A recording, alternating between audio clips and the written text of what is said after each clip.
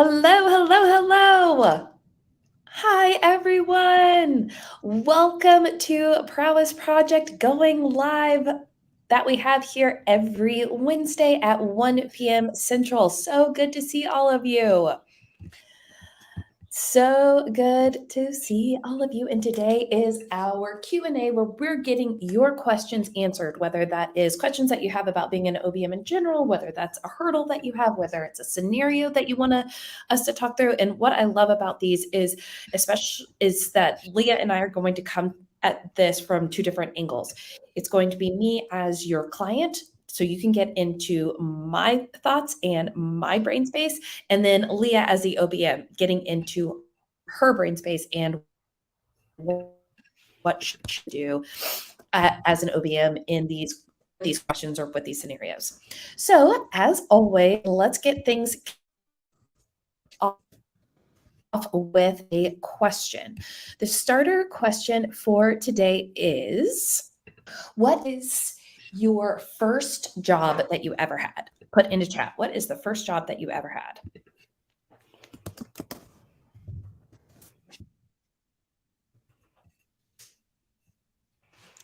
Let's see. Babysitting. Love it. Mine, I was a receptionist at Great Clips. And then I also did some babysitting. Fantastic. What else? My first real job was at Baskin Robbins. Ooh, there we go. Favorite flavor? What was it? Well, the peanut butter and chocolate, of course. What was your favorite flavor? Of course. Duh, Ashley. Duh. Awesome. All right, everyone, let's get started. As you know, I'm Ashley Connell, CEO and founder of Prowess Project. Prowess helps to vet and train online business managers and then matches them up with the visionaries that they need, matches them up with visionaries who want to scale their businesses, don't know how. So we are coming off a week. Last week was our 90-minute OBM 360, where we really did a deep dive in and what can you expect from the career trajectory and so much more. So what we realized is had a ton of content packed into a tiny bit of time last week. So we wanted to give you a chance to ask all of your questions here live. So I have sent out in our social channels some links and emails of where you can submit all of your questions. So we have a couple, but if you have questions that you want answered, please do put them in the chat. Oh, I think we just lost Ashley. So what she was saying was go ahead and add any questions you have in the comments, or add them in, if you're on the Facebook or any of the other live channels, you can add them there and we will get those. So I know Ashley is coming off of a meeting, one of her visionary meetings. And so I think her internet there was slightly unstable, but we can still keep going and she will pop back in here when she is ready. So there she is. Sorry, y'all. Leah, if I continue to break up, just let me know. No problem. Sorry. All right. First question is, and I loved this one, what are some quick wins that you can provide a client when you are first getting started, especially if you're only working about 5 or 10 hours a week? So I loved this as the first question because I want you to really think through, who are the quick wins for? Who are the quick wins for? They're for the client, right? So who better to tell you what these quick wins could be than your client? So I would not make up and trying to do things that you think will move the needle or you think will be a quick win for your client if they're not going to care or if they're not going to appreciate it. At the end of the day, when you're thinking of a visionary, they most of the time want to make money. So if you are always curious of, should I do X or should I do Y, you can lean towards more of, hey, what is going to bring more revenue or more profit into this business? And you can consider that a possible quick win. But really, I would not establish a quick win without understanding what the definition of a quick win would be for your client. Leah, do you have any thoughts on this? Well, I love what you just said about what is a quick win for the client, because I would encourage any OBM to be asking these questions in those first meetings that you're having with the visionary, right? Be proactive, show that you're proactive by asking the question, as we're working together, give me some examples of data that you want to see to show some quick wins, right? They're thinking return on investment of what they're spending to have an OBM. So just be upfront and ask them. That way you can deliver what they're looking for. So if before you go and make some fancy dashboard with all of the metrics, make sure you're asking, what are those top ones that they want to know about each week? What ways do they like to get the information? And how do you make that easily accessible for them so they're not trying to digest your spreadsheet? They may only want a simple text message. How many leads we get this week? Save yourself the trouble and just be proactive and ask them what that is. Absolutely. Does anyone have any examples of quick wins that they have done that they didn't even maybe realize that, oh, they really liked when I did X, Y, and Z? You broke up there for a second, Ashley, but I think you're saying like any examples of showing that you got great feedback, but yes, that's what they were looking for. Yes. One for me, Ashley, is I think also just having that list of what you've gotten completed in the week, and then having that for them to see, oh, okay. Because I know a lot of times visionaries can throw out, oh, well, it'd be great if, or I would love to see this. And you get that done really quickly, right? It's not as big of a lift as they thought it was. So making sure that you add that to your weekly report or whatever way you have that tracks what you're doing so they can quickly see it. So the reason, for all of you who have noticed, I'm not at home right now. I am at a networking event and just like leadership organization anyway. And today, even in our group, someone said, oh my gosh, it was amazing. One quick win that I got that my team gave to me was a summary of what she got done that week. Just like, they were like, that was fantastic, because then I completely understood what really happened and how the needle was moved that week. So even little things like that, like communication, quick updates, can make all the difference. I will say that in a behind the scenes type of thing, there is very often visionaries, I see them throw out like that nice to have, that wouldn't it be great if. I hear that all the time. And if you're making that list and then delivering it back, a lot of times, sometimes they forget they say it. So it's like surprise and delight, as Ashley likes to say. Like, you're showing them, I was listening, I was proactive, going to get done, and now I'm showing you the result. I have that follow through. Fantastic. Any follow-up questions on that one, on the quick wins? Does anyone need any more examples? Leah, you gave some really good ones. We good? I'm gonna keep on going. All right. The second question was, how do I do cold outreach, especially in DMs? So in DMs, direct messages, that could be in Facebook, that could be in Instagram, that could be in LinkedIn. How do I do cold outreach? So I want to take a step back and first really be thinking, as the online business manager, who are you DMing? Who are you DMing?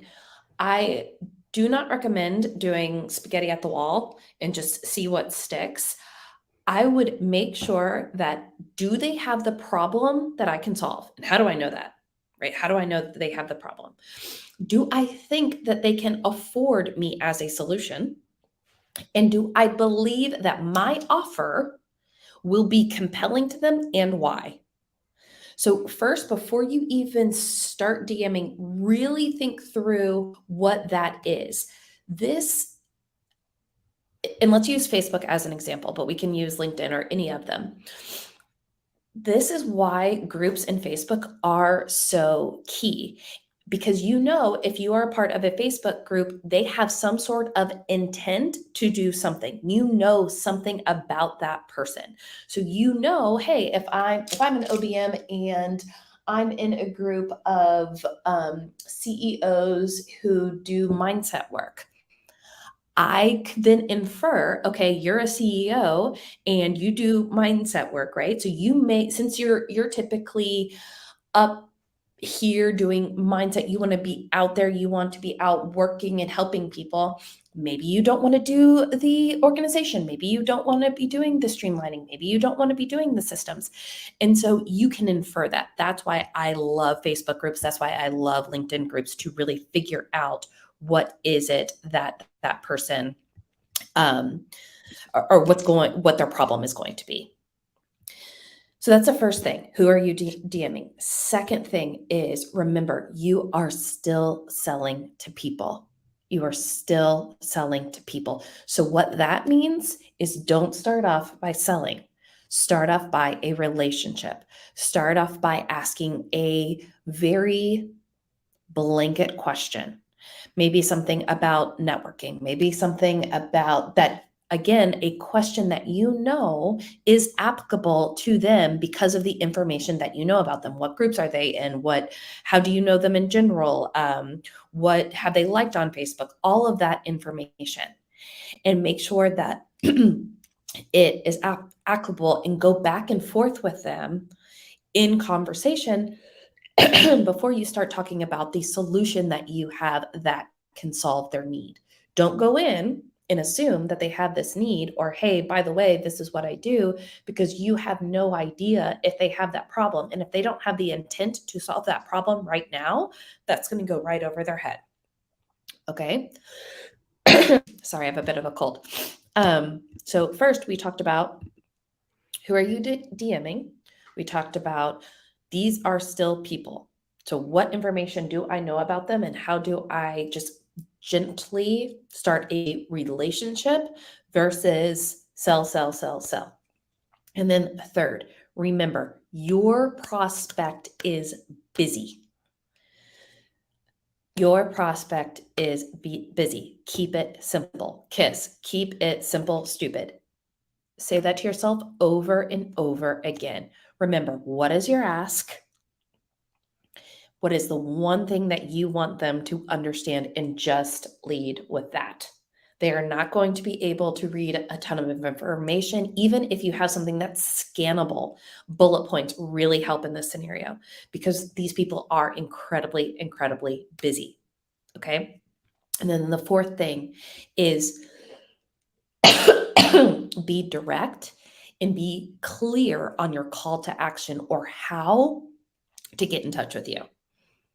Be direct and be clear on what the call to action is to get in touch with you, or what you want them to go do next. So it can either be, hey, let's have a phone call, a 30-minute consult call, and I'll give you 30 minutes of consulting for free. That could be an example. Or the call to action could be, hey, here is my top 10 tips to do X, Y, and Z. Send me your email and I'll send this right over to you. So be really, really clear on what you want them to do. One, obviously, is a direct having a phone call with you, which will be after you've had more and more conversations with them. And the other is more of a, hey, I am trying to show my value earlier in the funnel than you would with a phone call. So does that make sense to everyone?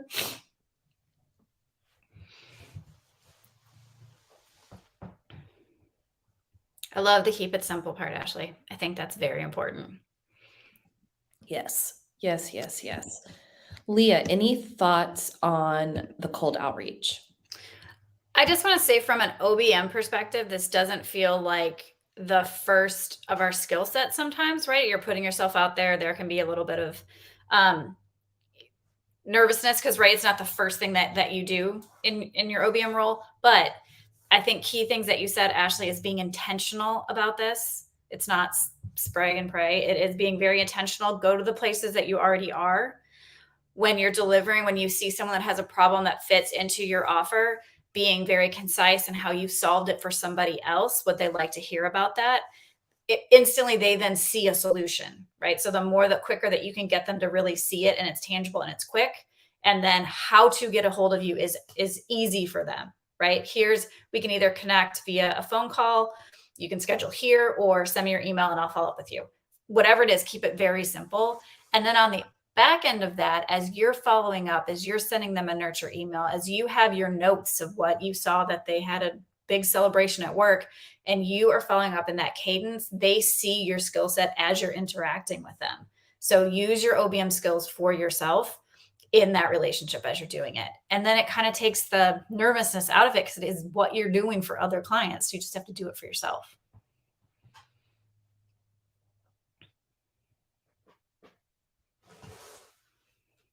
Oh, Ashley, you muted. Thank you. I know that the cold outreach can feel a little uncomfortable. So are there any follow-up questions about that or anything else that you want us to talk through? In our full program, we have what's called a Dream 100 that we walk you through on how to figure out who these people are, and then a full-on kind of script to go back and forth with this person to get you started.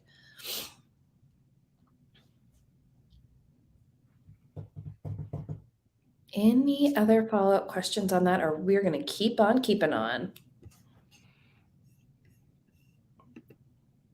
All right. Third question, which I'm going to pose to Leah. Third question that we get all the time is, can I really do this? As an online business manager, can I really work for myself and make this career a reality? Leah, what are your thoughts on that? My first one is that it is the thoughts on this that we have to get organized, right? So the thoughts that you put towards this is going to be your key to success. If you are looking at as all of the areas that could be hard or difficult that make you nervous, you're letting fear lead it. But if you get really focused on what solutions you want to bring, what kind of work lights you up, what solutions you really want to help people with, and you get focused on that, that's when this becomes fun. So making sure that you don't let fear lead you out of the gates to start saying, can I do this? Right? It is, how are the ways I'm going to do this? And then making sure that you, like I said before, you're treating this business as your own, you are your own client, right? So I hear a lot of times like, well, I just need to get, I need to get started, or I don't have a job yet. Yes, you do. You are your job, right? So all of the work that you would put forth to build your own nurture series, your email outreach, to put forth your dashboard for your KPIs and how you're going to run your business, your financial growth plan, all of that is you building your portfolio. You take off your company names and substitute it for mock data, and there you go, have an example of work. So when you sit down with that client, you're showing them, this is how I operate. This is how I'm successful. And then you can tweak it to apply to their business, right? So I think the mindset is the most important thing here in that getting started. Make sure you treat yourself as that client and put yourself first. Have your own daily agenda. Have a daily huddle with yourself if that's what you need to do.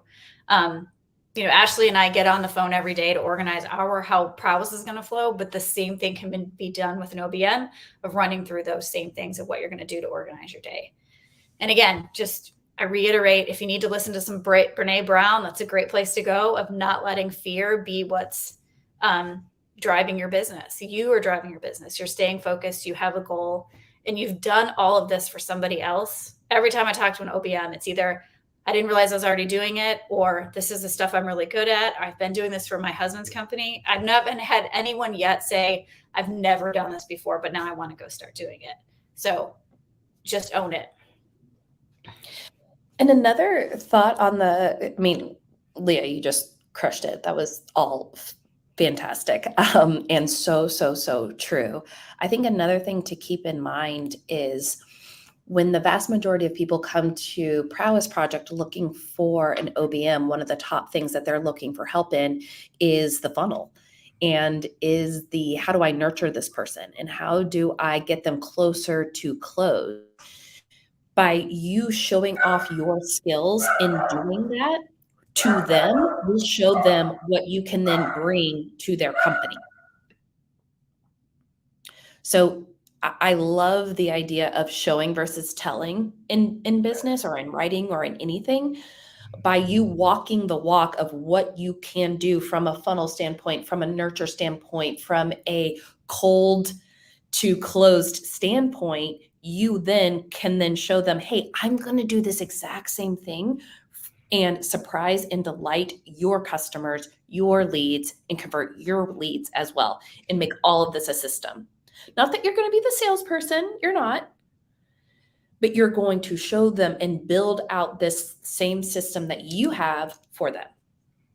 And then they can place in the right people, the hunters. Ashley, I hear all the time that like I learn best by getting my hands dirty, getting in there and doing it. So that's another thing I like to remind people is that, and remind myself, because I'll be real honest, I have these same thoughts at times, right? Of like, oh gosh, I told Ashley yesterday, I'm avoiding doing this because I've never done it before. I said, I'm afraid of it. She said, why are you afraid of it? I said, because I've never done it before. I'm real comfortable if I've done it, you know, at least twice, right? I can go in there, make a mess and figure it out, but it's that first time. So make the first time about your business. And then again, you will get very comfortable then talking to them about the problem that they're having, because you've already found a solution that worked for you. And then you're going to apply your emotional intelligence to figure out if it's going to work for them, right? You don't have to have 100% of the solution when you first talk to them, but you need to know the right questions to ask to help them understand how you would deliver a solution, right? So when you're in that interview or in that first discovery call and you ask curious questions that show them, oh, they're really thinking this through, and you know the questions to ask because you've had the problems yourself. So does that make sense to everybody?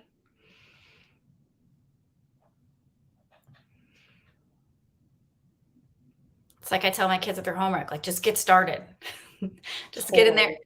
You know, you just want to see what it feels like. Just get started. Just get started. You will always, always, always learn. And that, like, have a CRM for yourself, even if it's an Excel doc. All of this you should have for yourself, right? Yes, you should have an email thing. You should have your KPIs. You should have your financial dashboard. All of it you should have for yourself. All right. Any other questions that we have? Those were the three of the top ones that came in. But if anyone has any other questions, we're happy to take those as well.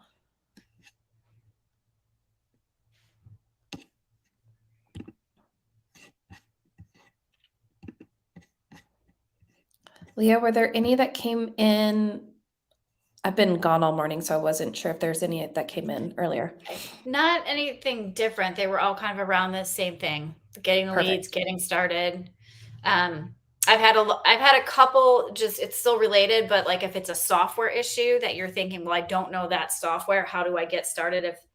And I keep telling people, especially these days, software is not, there's not one out there that's so grossly different than all of the others. If you are a person who can learn, it is about the learning process more than it is a specific software. So again, curious questions, do your research like you always do, and you will learn as you go.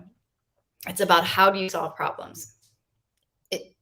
I'm going to underscore that. It's about how you solve problems. And so you mentioned earlier, like, don't worry if you don't have the answer as soon as you get on the phone with someone.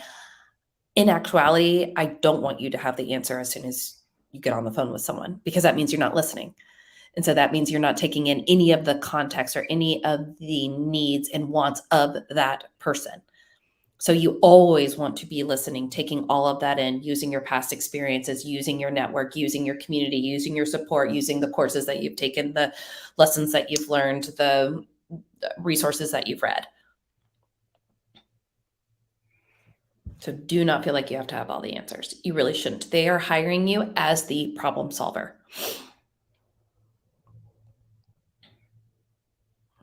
All right, everyone. Thanks for bearing with me when I'm again have daycare sickness. That's going to be our next business, Leah, is figuring out a better. I think it's a bubble. Just Oh, y'all, this is brutal.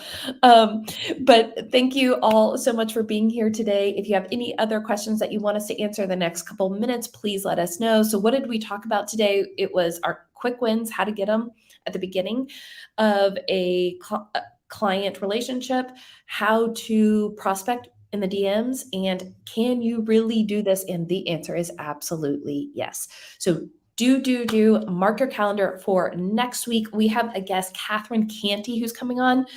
And I'm very excited for her because she is a leadership coach in the career space, and she helps female professionals really level up in their career and really specializes in women who have made a pivot. And so she can really help understand, how do I work with visionary personalities? And she just has so much to offer. So she's helped thousands of women. And so I'm really excited to have her on here.